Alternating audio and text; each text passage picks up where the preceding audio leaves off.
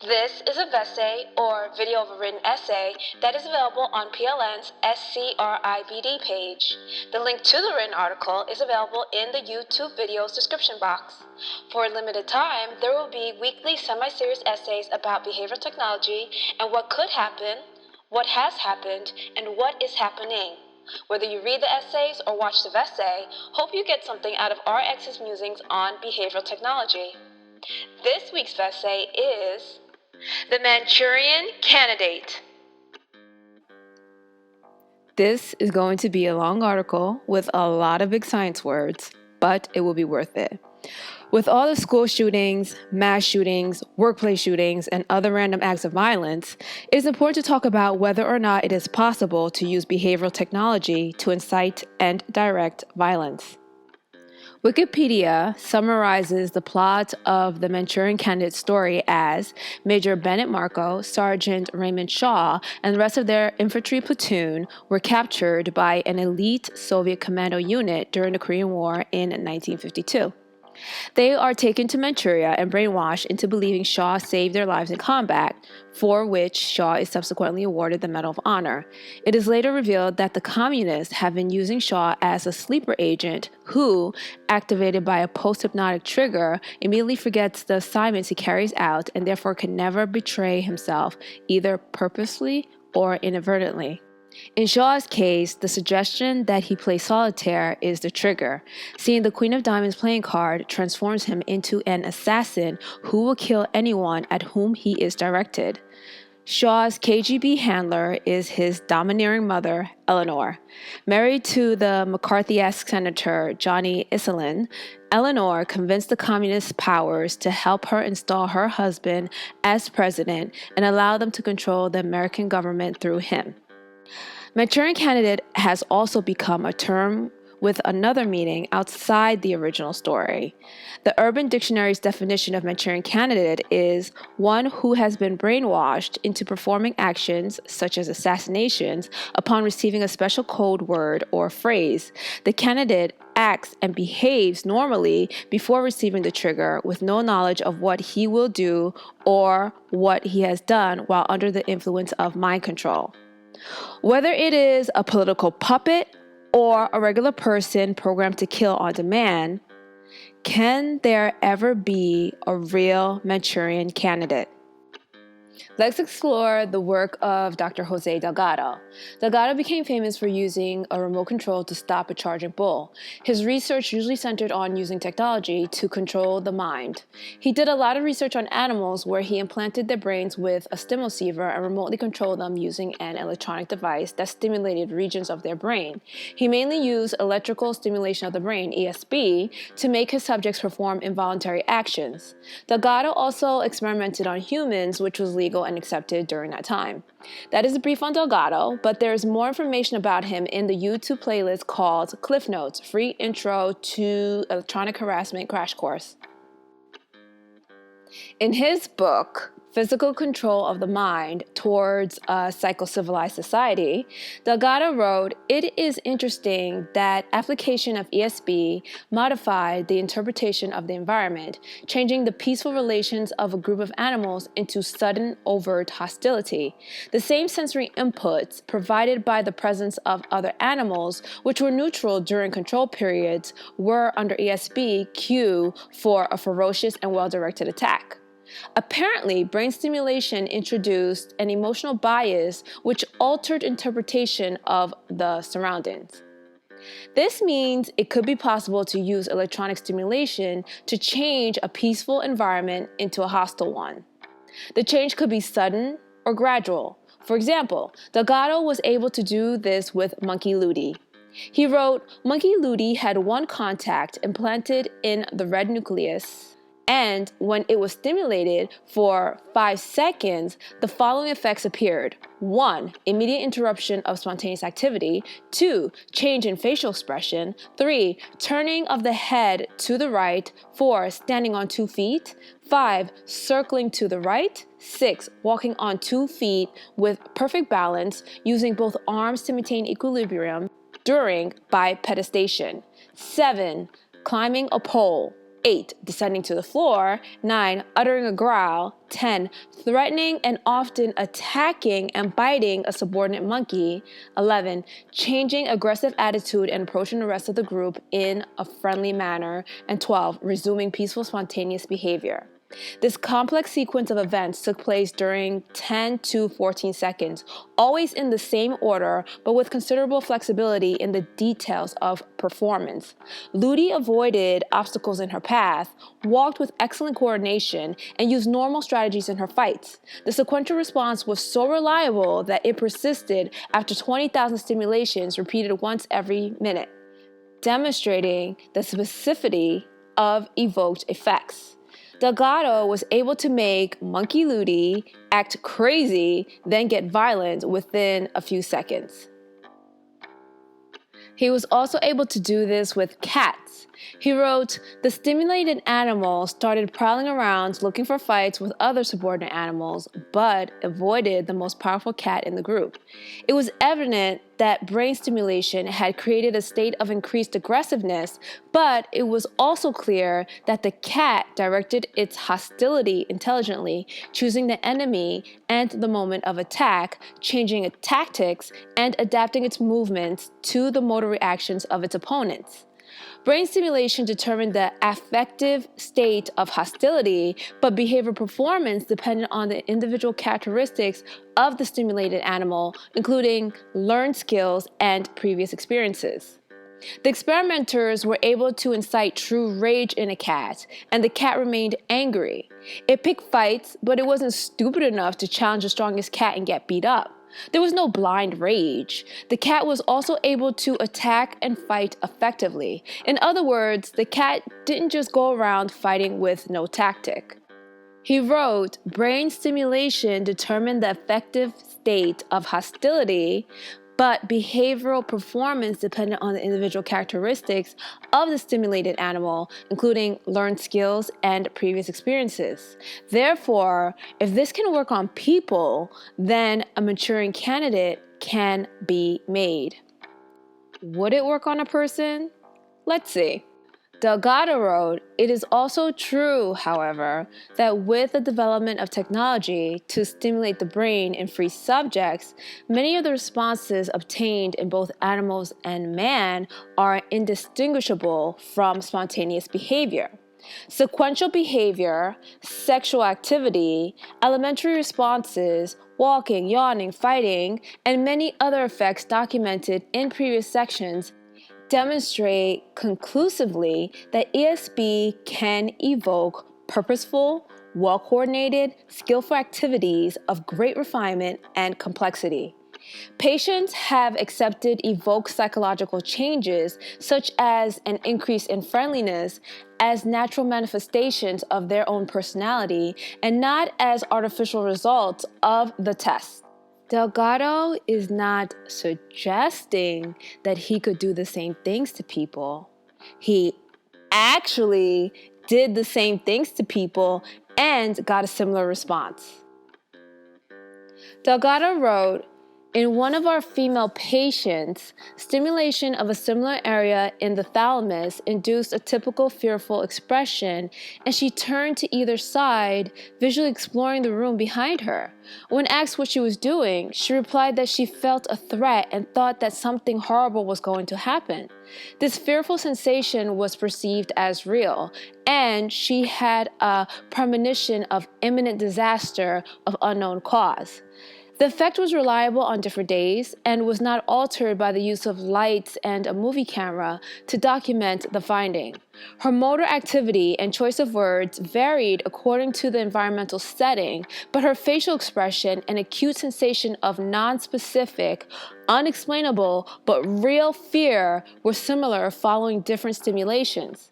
The response started with a delay of less than 1 second, lasted for as long as the stimulation, and did not leave observable after effects. The patient remembered her fear but was not upset by the memory. The female patient was made to feel fearful by a remote device. If she was a violent person, she probably would have attacked anyone who augmented that fear.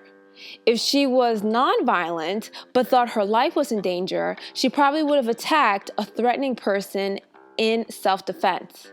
By elevating her sense of fear and danger, she could have interpreted even the most harmless actions as a threat.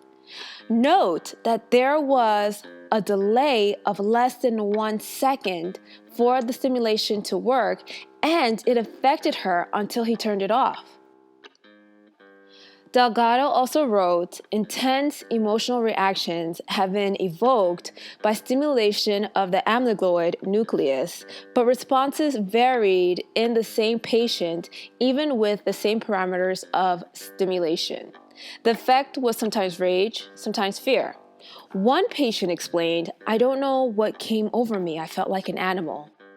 The cessation of fear without any concomitant pain has also been observed as a result of ESB of the temporal lobe. This effect may be classified as illusion of fear because there was obviously no real reason to be afraid apart from the artificial electrical activation of some cerebral structures. In short, Delgado was able to control people's feelings. Some people are probably thinking, Delgado made a person feel a certain way, but will the person act on that feeling? In his book, there were shocking examples of 2 female subjects. The same experiments that were done on monkeys and cats were essentially being done on people. It elicited similar responses, and unlike the animals, the females were actually able to tell Delgado what they were feeling. I cringed reading the part that said stimulation of the amygdala with 5 milliamperes had greatly altered vocal inflections and an angry expression. During this time, she said, "I feel like I want to get up from this chair. Please don't let me do it. Don't do this to me. I don't want to be mean." When the interviewer asked if she would like to hit him, the patient answered, "Yes, I want to hit something. I want to get something and tear it up. Take it so I won't." Then she handed her scarf to the interviewer, who gave her a stack of papers, and without any other verbal exchange, she tore it into shreds, saying, "I don't like feeling like this." The female patient felt as if something was taking over her. She had an uncontrollable urge to do something she didn't want to do. Tearing the paper apart isn't really violent, so she was able to transfer her urge to hit something to tearing up paper. Remember that she was in a controlled environment, and Delgado was able to decide how far he wanted to elevate her violent feelings. If he wanted, he probably could have made her hit the interviewer by augmenting the electrical stimulus. Therefore, I think Delgado's research makes it possible to turn someone into a Manchurian Candidate. Aaron Alexis was in the Navy and worked as an IT subcontractor. He claimed that he was being stalked by a group of people and experienced electronic harassment. Electronic harassment, or EH, is a term that is used by targeted individuals, TI, that claim that high-tech devices are being used to remotely, psychologically, and physically attack them. It is alarming how many of the TI's electronic harassment claims match what Delgado was able to do in his research. In the article, FBI Navy Yard shooter Delusional said low-frequency attacks drove him to kill. It says that ultra-low-frequency attacks is what I've been subjected to for the last 3 months. Read a message obtained by federal authorities from Alexis's thumb drives, phones, and computers. And to be perfectly honest, that is what has driven me to do this. This is the incident that left the Navy, Washington, and the nation in shock. What Alexis wrote sounds too familiar to what the female patient said to Delgado after being stimulated to act violently. I don't have enough information to confirm or discredit Alexis's claims. I am noting the similarities between Alexis and the patients in Delgado's research. PLN's Auditory Hallucination Research, AHR, deals with voices that cause people to commit murders or mass shootings. Voice hearers who hear these violent comments often seek help, but don't really get enough help. AHR wants to find new ways for mental health professionals and others to offer more effective help to these voice hearers. This could help to deter mass shootings and save lives. Delgado wrote, "The brain is the direct interpreter of environmental inputs and the determinant of behavioral responses. Electricity cannot determine the target for hostility or direct the sequences of aggressive behavior, which are both related to the past history of the stimulated subject and to his immediate adaptation to changing circumstances." The female patient tried to suppress the violent stimulus just as Alexis probably did. However, she couldn't take it anymore. Although the interviewer appeared to bait her to hit him, she was able to transfer the violence from her scarf, which she probably liked, to a stack of papers. Unfortunately, Alexis wasn't able to do that. I have no idea what he went through or exactly what drove him over the edge. Maybe if he had known a little more about what he was experiencing, he could have redirected or transferred the violent stimulus to something else that would have caused less harm. The good news is that according to Delgado's research, a person is still able to choose whether or not to act out the violent stimulus. The brain is the direct interpreter of environmental inputs and the determinant of behavioral responses. Electricity cannot determine the target for hostility or direct the sequence of aggressive behavior. The interviewer could have also used gaslighting to make the female patient hit him. That would have compensated for ESB's shortfall, but Delgado was more interested in gaining control by electronically tampering with someone's mind than using the old-fashioned way. Gaslighting can be used to try to gain more control of a person in order to make up for an electronic device's shortfalls. However, as long as the target is aware that gaslighting and ESB is being used, she or he has a better chance of avoiding the control. The female patient didn't understand what was happening to her, but was able to protect what she liked, handing the scarf to the interviewer, and released the violence stimulus in a less harmful way, tearing up a bunch of papers. PLN's advice to punch a pillow, not a person, relates to this and can help people who think they are under electronic control to behave violently stay out of trouble. Delgado's research shows that people could be driven to violence by electronic means. Alexis's claims raises many suspicions on whether that is currently happening through advancements in research that is similar to Delgado's research. There were many similarities between Delgado's animals, female patient, and Aaron Alexis. The initial question was, can there ever be a real Manchurian Candidate? If Alexis's claims are proven true, then the answer is yes. However, there is no way at this point to prove it. Delgado's electronic control over a female patient is a documented fact, but could he get her to kill on demand? That is unknown. If Monkey Ludi or the cat had a gun or could use a gun, would they kill on demand? Who knows? Do all these examples suggest a high probability of making a real Manchurian Candidate? Yes. Although it is so futuristic, Delgado's book was published in the early 1970s, so his research can be considered old technology or outdated research. His type of research was supposedly abandoned, but I don't believe that. If it had advanced secretly throughout all these years, then it could definitely be used to make a real Manchurian Candidate. However, since no one is really talking about it or taking behavioral technology seriously, how will we ever know?